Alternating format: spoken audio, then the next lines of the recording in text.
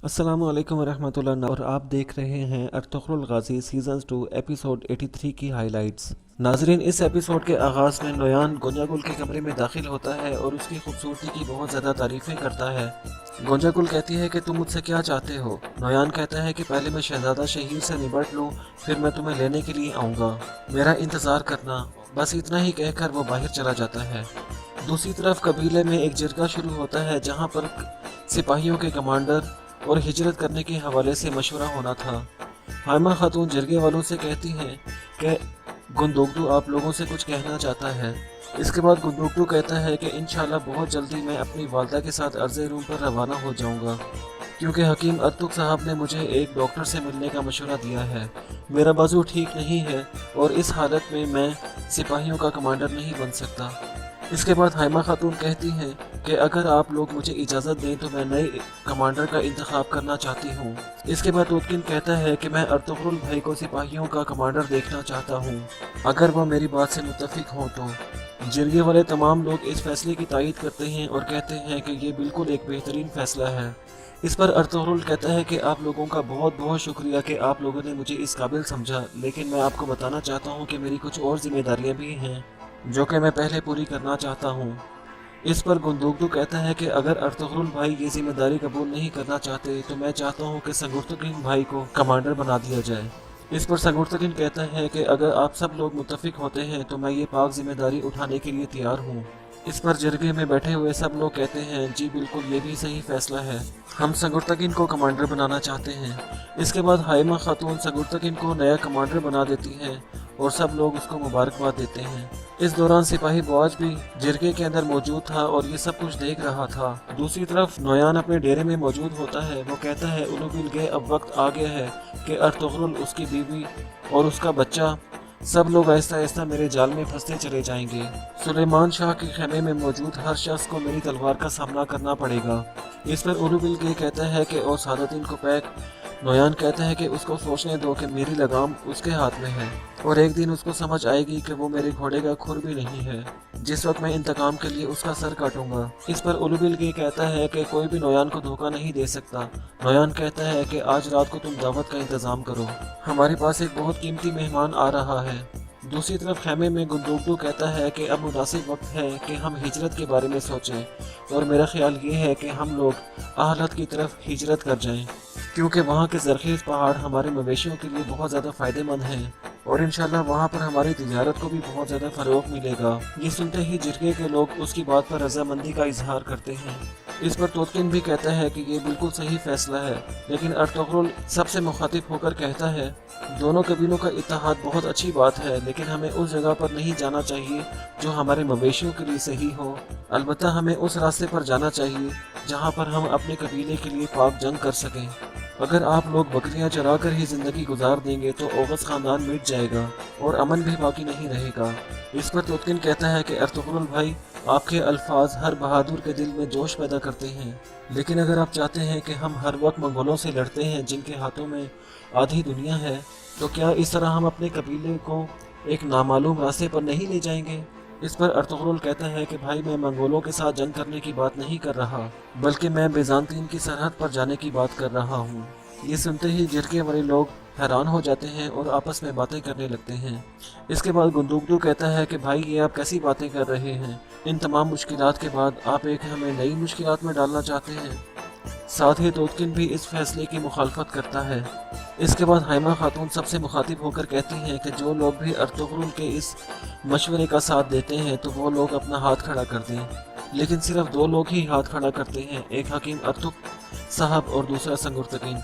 इसके बाद अर्तुगरुल कहता है कि आप लोग जान लें कि बीजांतीन की सरहद ही वो जगह है जो कि हम लोगों के लिए सही है, इसलिए मैं तो वहाँ पर हिजरत करके जाऊंगा और जो लोग भी मुझ पर यकीन करते हैं वो आंखें बंद करके मेरे साथ हिजरत करेंगे।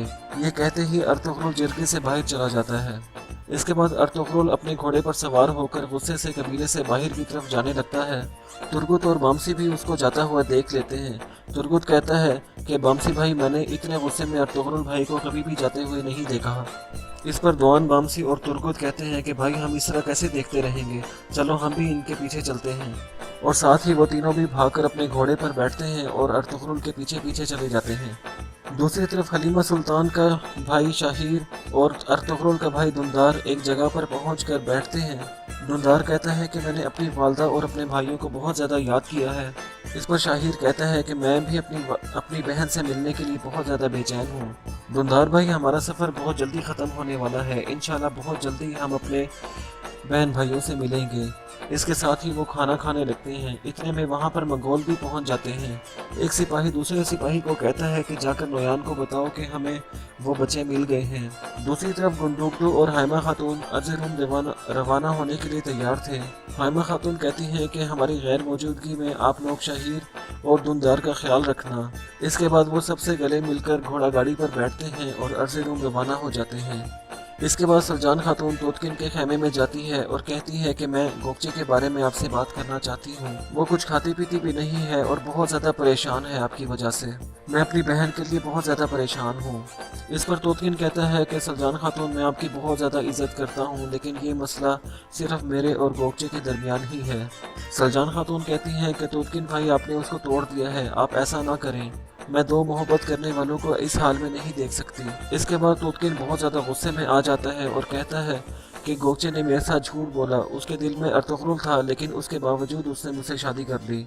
सलजान खातून कहती हैं कि तुमसे मिलने के बाद वो पिछला सब कुछ भूल गई थी और उसको एहसास हो चुका था कि अर्तुगरुल के लिए उसका प्यार हकीकी नहीं था बल्कि तुम्हारे लिए था।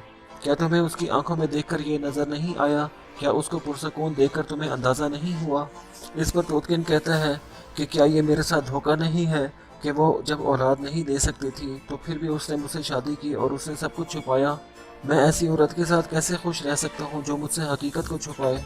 सलजान खातून कहती हैं कि ये अल्लाह ताला का काम है और अल्लाह ताला के कामों में दखल अंदाजी करना तुम्हारा काम नहीं है। मुझे भी देखो, मेरे बच्चे भी पैदा होने से पहले फौत हो गए थे। जो माजी है वो गुजर चुका है। अब को देखो, अब तुम्हारी तकदीर में अल्लाह ताला ने गोगचे को लिख दिया है, इसलिए ऐसे इंसान को तकलीफ नहीं देनी चाहिए जो आपसे मोहब्बत करता हो।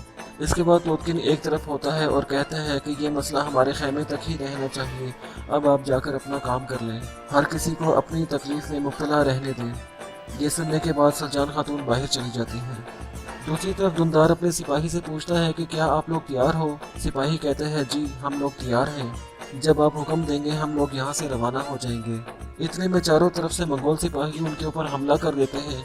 एक सिपाही दुंदार और शहीर को भागने को कहता है। इसके बाद वो चंद सिपाहियों के साथ एक तरफ चले जाते हैं, जबकि बाकी सिपाही मंगोलों से लड़ने लगते हैं। एक सिपाही कबीले की तरफ भागता है ताकि इस हमले के बारे में उन लोगों को आगाह कर सके, लेकिन उसको पीछे से एक तीर आकर लगता है और वो जख्मी हो जाता है।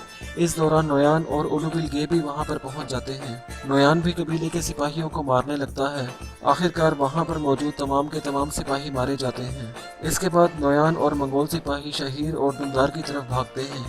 आहिस्ता आहिस्ता दुंदार और शाहिर के तमाम सिपाही भी मारे जाते हैं और वो दोनों बच्चे अकेले रह जाते हैं। फिर एक तरफ से नोयान उनके पास आता है और उनको आवाज़ देता है कि तुम लोग नोयान का मुकाबला नहीं कर सकते, अपने हथियार फेंक दो। इस पर दुंदार शाहिर को कहता है कि शाहिर, हम अपने हथियार नहीं फेंकेंगे और अगर हमने ऐसा किया तो हम ज़रूर मारे जाएंगे।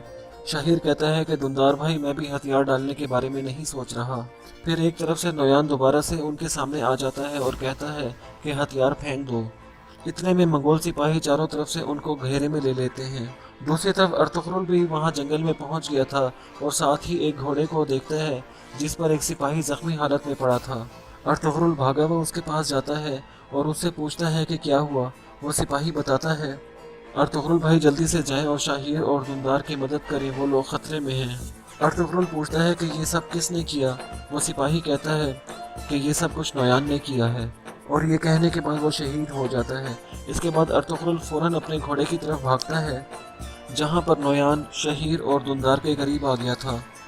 नोयान उन दोनों बच्चों को कहता है कि अपनी तलवारें फेंक दो, मेरा तुम्हारे साथ कोई किसी किस्म का झगड़ा नहीं है, मेरा मसला अर्तुगरुल है। ये कहकर वो उनसे चौथी दफ़ा कहता है कि मैंने कहा कि तुम तलवारें फेंक दो। ये कहने के बाद वो दोनों बच्चे नोयान के ऊपर हमला कर देते हैं और नोयान उनको मारकर उनकी तलवारें नीचे गिरा देता है और साथ ही अपने सिपाहियों को कहता है कि इन दोनों को बांध दो। اور ساتھ ہی ارطغرل بھی وہاں پر پہنچ جاتا ہے۔